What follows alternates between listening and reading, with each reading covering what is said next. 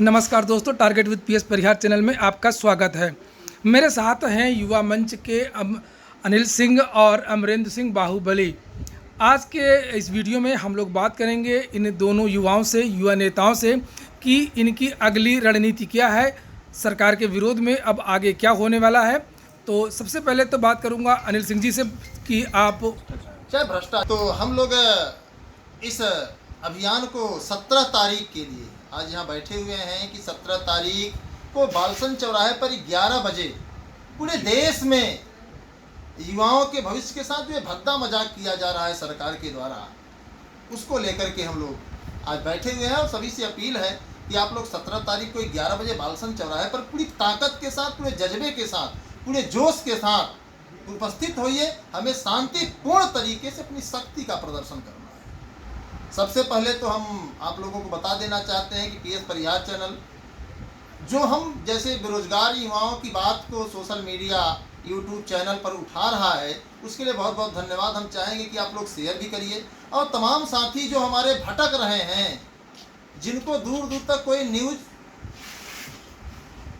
सूचना नहीं मिल पा रही है, तो कम से कम चैनल से जुड़े।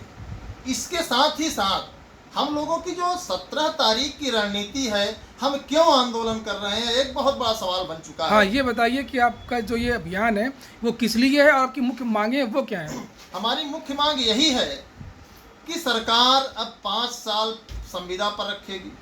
उदाहरण के लिए अगर माना जाए, अगर एक व्यक्ति को 35 से साल में फार्म भरने का, 30-35 साल के बीच में फार्म भरने का अवसर मिला, और सरकार का जो सिस्टम है पंचवर्षीय सप्तवर्षीय योजना जो चल रही है, इसमें अगर वो फंस जाता है, न्यायालय में फंस गया, तो कम से कम 5 से 10 साल।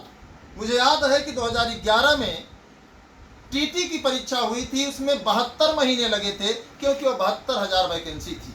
आज तक वह फाइनल नहीं हो पाई। तो देश का बहुत बड़ा दुर्भाग्य है। और सरकारें भी इसी पर सियासत करने के लिए खूब मन बना करके हमारे आपके साथ रहती हैं। तो जितने भी हमारे देश के नौजवान साथी हैं, इस संविदा वैकेंसी सिस्टम जो लाया जा रहा है कि हर भर्तियों में संविदा 5 साल पर आप अनट्रेंड रहेंगे, जैसा अधिकारी चाहेगा, अगर आप उसको मनोका की मोटी रकम नहीं दे पाते हैं तो आपको बाहर कर देगा, अगर देते हैं तो अच्छा है, अगर उसके मन में आ गया कि इससे भैंस चरवाना है तो आपसे भैंस चरवाएगा, जो है आपसे तेल लगवाएगा। तमाम चीजें आप देख रहे हैं जो देश में चल रहा है, तमाम चीजें आप देख सकते हैं। जैसे पीएचडी में आपने देखा होगा कि तमाम ऐसे प्रोफेसर्स हैं जो महिला उत्पीड़न में बहुत ही तल्लीन रहते हैं, उनको अच्छा नंबर देते हैं।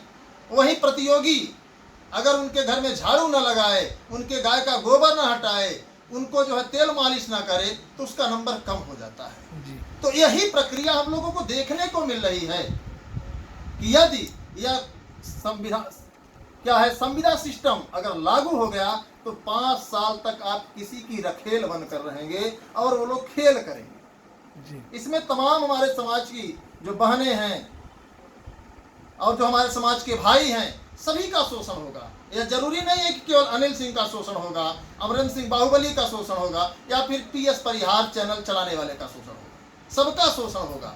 जब सिस्टम करप्ट होता है तो उसमें सभी दायरे में आते हैं। जैसे आज कोविड-19 है, देश के बड़े बड़े जो धुरंधर हैं वो कोविड-19 से प्रभावित हैं। तो यह भी एक बहुत बड़ी महामारी है। और हम लोग चाहते हैं कि जिस तरीके से कोरोना महामारी आई और उससे किसी तरीके से उबरा जा रहा है, लेकिन कोई रास्ता नहीं दिख रहा है, तो इस संविदा सिस्टम जैसी महामारी से हम लोगों को उबरना होगा। 14 तारीख को जोरदार प्रदर्शन किया गया, लेकिन सरकार इसको संज्ञान में ली कि नहीं ली, ये तो हम नहीं कह सकते हैं, लेकिन अभी तक ठोस निर्णय नहीं लिया, जो बहुत ही निराशाजनक है। इसको लेकर के 17 तारीख को माननीय देश के प्रधानमंत्री जी का जन्मदिन भी है और बेरोजगार का मरण दिन भी है कि इन्होंने बेरोजगार को जो है मार डाला, रोजगार समाप्त कर डाला। तो हम लोग जो है इसके विरोध में पूरे देश में कैंपेन चला रहे हैं, तमाम चैनल के माध्यम से। उसी बीच में पीएस परिहार जी भी हैं और इनको बहुत बहुत धन्यवाद कि लगातार हम लोगों की आवाज़ उठाते रहते हैं। और लड़ाई विज्ञापन को लेकर है कि देश में 24 लाख से अधिक पद खाली हैं। 4 साल से उत्तर प्रदेश में कोई भी विज्ञापन नहीं आया है। 69,000 वैकेंसी आई, जिसमें मायावती दुबे, चंद्रमा यादव जैसे बड़े बड़े धुरंधर शतरंज की तरह जो है खेल खेले और फिर आज सड़कों पर हैं और उन्हें जो है भगोड़ा घोषित कर दिया जाता है। देश का तंत्र है। अभी हाल ही में आप देखे होंगे कि एक ऐसी फोर्स का जो है सरकार ने गठन किया है जो कि किसी को किसी भी समय पकड़ सकती है। कि इसी तरीके से चाहे बैंक हो चाहे रेलवे हो, सबसे बड़ी बात UPSSC है।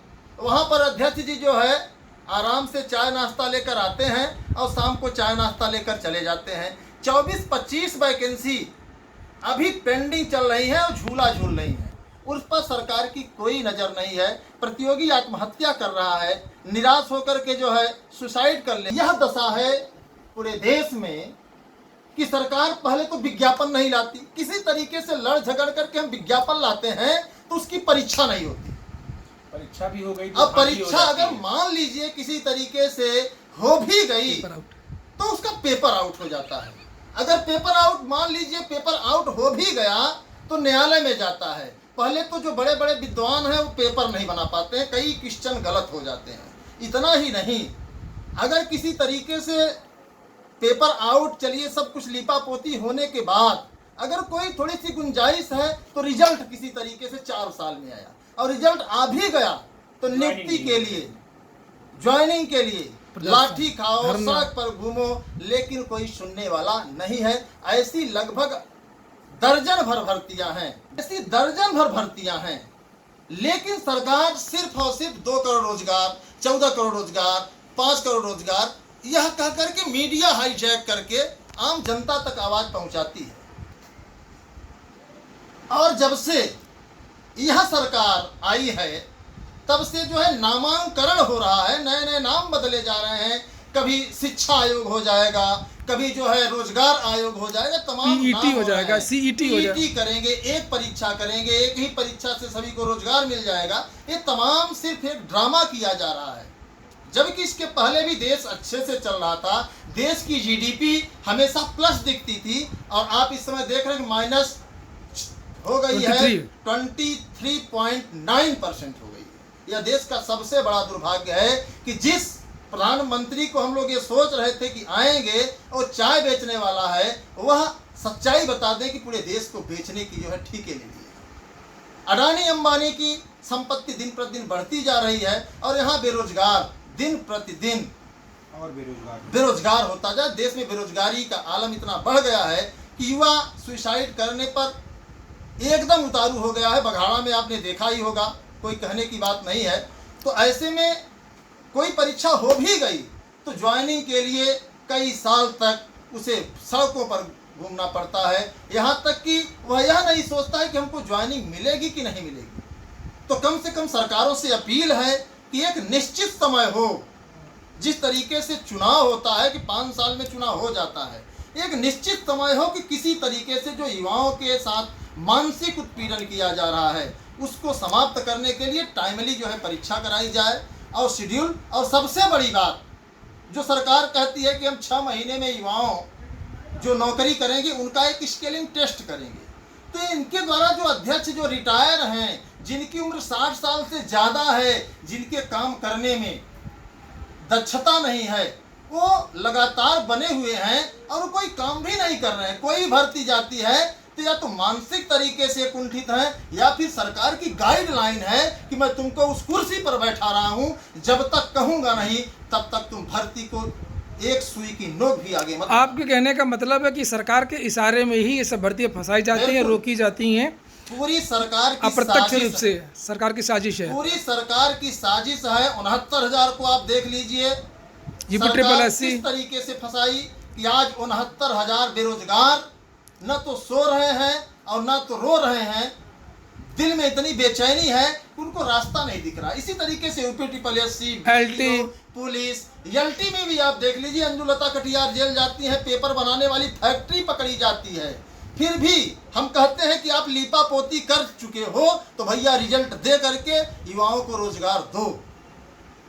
इतना ही नहीं, युवाओं को रोजगार इसलिए भी नहीं दिया जा रहा है, खासतौर से शिक्षा विभाग में, कि देश का जो सिस्टम है शिक्षा विभाग का, उसको इतना ध्वस्त कर दिया जाए कि आम जनता सवाल न करे सरकार से, बल्कि हमेशा फावड़ा लेकर के जो है कुत्ता पाले। प्रधानमंत्री जी ने कहा देसी कुत्ता पालो, बेरोजगारी दूर हो जाएगी। अब सोचिए, और हम लोगों ने प्लान कर लिया है कि अब हम आने वाले चुनाव में कुत्ते को वोट दे देंगे, लेकिन इन सब लोगों को नहीं देंगे। उनसे अपील है कि आप लोग 17 तारीख को 11 बजे, टाइम का विशेष ध्यान रखें, आप लोग 11 बजे पूरे हुजूम के साथ एकदम तैयारी करके आइए। स्थान बालतन चौराहा प्रयागराज आप लोग पहुँचे, और वहाँ पर विज्ञापन जारी जो नहीं हो रहे हैं, लगभग देश में 24 लाख पद खाली हैं, हम एक पहले बता चुके वीडियो में। तो इन सभी की बात होगी, और सरकार इसको जब तक हल नहीं करती है तब तक हम आपको सड़कों पर रहना होगा। इस वचनबद्धता के साथ आप लोग जो है उपस्थित होइए। धन्यवाद। अनिल सिंह, अध्यक्ष युवा मंच। तो ये है अमरेंद्र सिंह बाहुबली, ये भी कुछ बताना चाहेंगे। हाँ बताइए, आपके आंदोलन की अगली नमस्कार रणनीति। साथियों, आप लोगों को जैसा कि अनिल भाई ने आप लोगों को सारी प्रक्रिया बता दी है कि इस समय क्या भर्तियों में चल रहा है। कहीं विज्ञापन नहीं आ रहा है, विज्ञापन भी आ रहा है तो पेपर नहीं हो रहा है, पेपर भी हो जा रहा है तो पेपर लीक हो जा रहा है। सारी बातें आपको अनिल सिंह जी ने बताया। लेकिन साथियों, ये दौर वो नहीं रहा कि हम किसी के गुलाम बने और गुलाम बनने की कंडीशन में हैं। आज हमारे पास सोशल मीडिया है, हमारे पास सारे तंत्र हैं। आप उन सब चीज़ों का उपयोग करिए। अधिक से अधिक वीडियो को सब्सक्राइब कीजिए, वीडियो को देखिए, शेयर कीजिए, अपनी आवाज़ आप उठाइए। पीएस परिहार जैसे चैनल ने हमारी आवाज़ पूरे देश में, वो पूरे प्रदेश, देश, हर जगह फैला दी है। तो आप लोग भी, मुद्दा ये है कि 17 तारीख को 11 बजे बालसन चौराहा प्रयागराज पर युवा बेरोजगार संविदा भर्ती में जो भर्तियों में संविदा प्रक्रिया लाई जा रही है उसके खिलाफ अपना मोर्चा उठाया है। 14 तारीख को आप लोगों ने देखा भी कि हम लोग न जेल से डरे, न बेल से डरे, न इनकी लाठियों से डरे, न गोली से डरे। हम लोग अपनी आवाज उठाई, ये चाहे जेल में डालें, चाहे बेल करें, जो भी इनका मन हो। और आप साथियों को भरोसा दिलाना चाहते हैं कि हम लोग जब तक हैं, हम और अनिल जी जब तक वहां धरने में हैं, ना आपको एक भी लाठी पड़ेगी। हम अपनी आवाज शांतिपूर्वक उठाएंगे और सरकार को चेतावनी भी दे रहे हैं कि अगर 17 तारीख वाले धरने से ये इस संविदा जैसी प्रक्रिया को वापस नहीं ले रही है तो 20 तारीख से 20 तारीख से हम बता रहे हैं, आप लोगों से वादा कर रहे हैं कि हम लोग आमरण अनशन जैसी प्रक्रिया को अपनाना पसंद करेंगे और इस सरकार को उखाड़ फेंकने का काम 2022 में करेंगे। तो आप लोगों से ये निवेदन है कि 17 तारीख को अपने 10 बाई 10 के कमरे से निकलकर आइए बालसन चौराहे पर, अपनी आवाज को बुलंद कीजिए। ये हमारी आवाज सिर्फ नहीं है, ये आपकी आवाज है, आपके आने वाली पीढ़ियों की आवाज है। नहीं तो आपकी आने वाली पीढ़ी भी बोलेगी कि जब संविदा जैसी महामारी इस प्रदेश में आ रही थी तो तुम कहां थे, तुम भी तो वही थे। कोरोना जैसी महामारी से साहब हम बच सकते हैं, लेकिन संविदा जैसी बीमारी से हमारी पीढ़ियां कुपोषित हो जाएंगी। इसलिए आप लोग अपने बंद मकानों से निकलिए और अपनी आवाज को जोरदारी से, मैं उन संगठनों से भी निवेदन करना चाहता हूं कि जो गली कूचे में कूद कूद के फुट फुट कर रहे हैं, आप लोग एक जगह आइए, एक मंच लीजिए। जरूरी नहीं है ये हमें कोई विधायकी का टिकट नहीं दे रहा है, आप लोग युवाओं की आवाज को बर्बाद मत कीजिए। एक जगह एकत्रित होके 11 बजे बालसन चौराहे पे युवाओं बेरोजगारों द्वारा अर्थी निकाली जाएगी। प्रदेश सरकार और राज्य केंद्र सरकार की इस अर्थी जैसे इस बेरोजगारों की अर्थी में आप लोग अपना कंधा दीजिए। वो एक एक कंधा वो पूरे बेरोजगारों को संविदा जैसी कुपोषित बीमारी को भगाने का कार्य करेगी।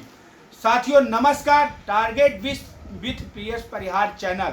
आप लोगों को लग रहा होगा कि हम क्यों बार बार बोल रहे हैं, यहीं से हमारी आवाज बुलंद होती है। अगर हम जहां से हमारी आवाज बुलंद की जा रही है उसी को नहीं आपको बताएंगे तो फिर हम लोग क्या करेंगे। इस चैनल को आप लोग जोरदार सब्सक्राइब कीजिए, शेयर कीजिए, लाइक कीजिए, क्योंकि हम अपनी आवाज यहीं से आप तक पहुंचाएंगे। धन्यवाद साथियों, इंकलाब जिंदाबाद।